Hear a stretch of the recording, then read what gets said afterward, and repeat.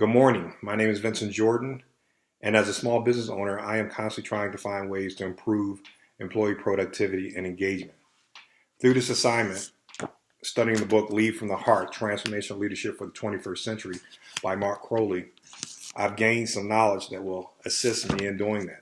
More importantly, I've gained information that will help me in successfully implementing my TCP. For this video submission, I'm going to give you an idea about what Mr. Crowley is talking about in his book, as well as an overview of my TCP and some employee engagement actions I can utilize for my TCP. So with that said, let's go ahead and begin. The overall thesis of Mr. Crowley's work is that today's workforce is quite different from the workforce of previous generations. Today's employees are more complex. They are truly desiring meaning, purpose, and fulfillment in their work. Traditional leadership as we know it has become ineffective and is actually failing. Through his experience and different trials and tribulations, he's actually identified 4 things that we can do to improve in this area.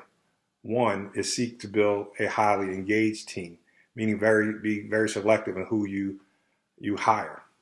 Second, connect on a personal level. Get to know the people that you're working with consistently. Maximize employee potential. Build them up.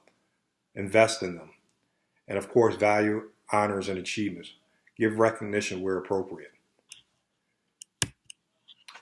As for why leading from the heart actually works, well, as a 21-year member of the military service, I can attest to the fact that it does work.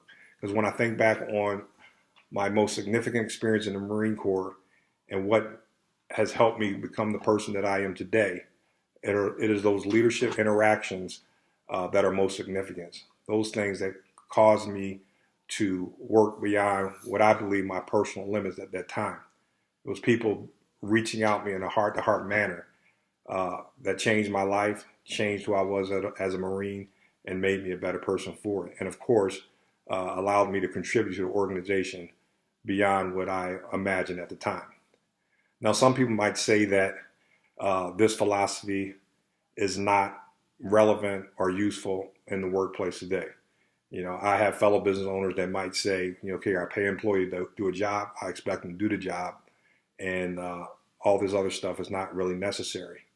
There are also others that might say that this approach is soft and it causes us not only relinquish control, but give up power to employees, something they don't think should actually occur. But again, my experiences in the military where this is commonly used, many of the things that he talks about in this book, has proven that this philosophy actually works. Now, my TCP, I'm actually working with a nonprofit veteran business organization, which primarily focuses on networking right now.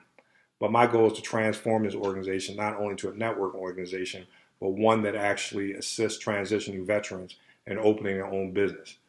So what I'm looking to do is use the resources that they have and turn it into a training and mentorship program for veterans that are considering business ownership.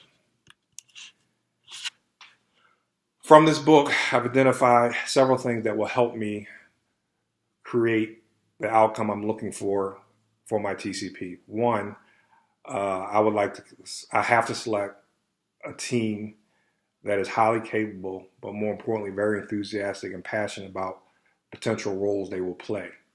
I'm looking for people that are both ambitious and have a winning history. In other words, people that have been successful and people that are really going to be motivated about having an opportunity to work with me. I would also think that because this is a not-profit organization and money is not the motivator here, I need to incorporate recognition program. Through the implementation phase, I might recognize contributors at benchmarks or when we create or actually reach a specific goals.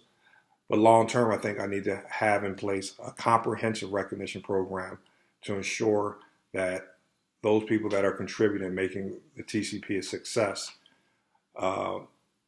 will fairly and consistently be recognized. So what I've talked about today is the importance of what Mr. Crowley has to say in his book and how useful it is to us as leaders today. We've looked at my TCP, and of course I've addressed the engagement actions that I can utilize going forward to make sure my TCP is a success. Thank you.